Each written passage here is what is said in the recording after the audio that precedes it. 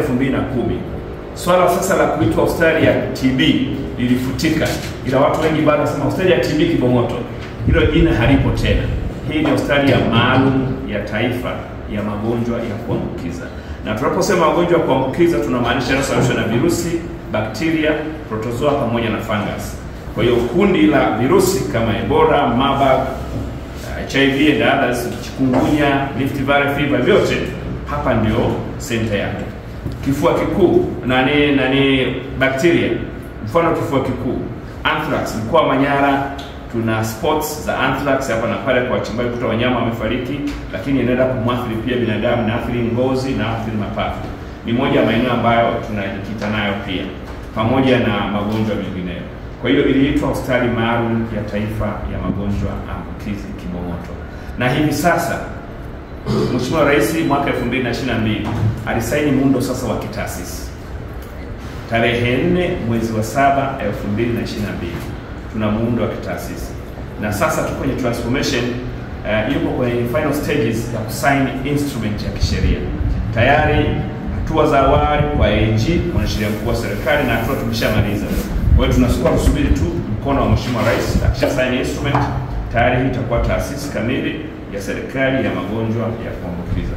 Na tunafanya tafiti kuu nyingi tu hapa, kwa sababu issue yetu kubwa ni maeneo matatu: tiba ya wagonjwa ya ubora.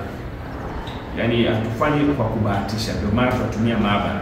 Ukikupa dawa, we are sure of the medicine kwamba inaenda kutibu. Na wagonjwa wetu waliopo hapo wa kifua kikuu zaidi ya 75% wanapona kabisa, na tunawarudisha nyumbani. Ndugu viongozi, nami naomba niungane kwanza na wenzangu waliotangulia. Moja, kumshukuru Mwenyezi Mungu kwa siku ya leo. Lakini kipekee ni washukuru sana hospitali ya Kibong'oto, ambao kimsingi utendaji wa makubwa mengi ambao tumeyaona unatokana na serikali.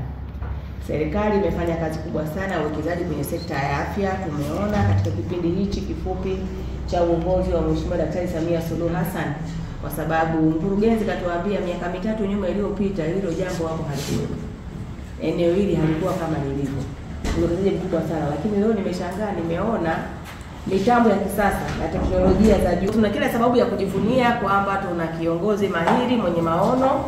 Kwa serikali yetu imepata kiongozi mzuri mwenye maono ambaye anahakikisha kwamba afya ya wananchi wake iko salama.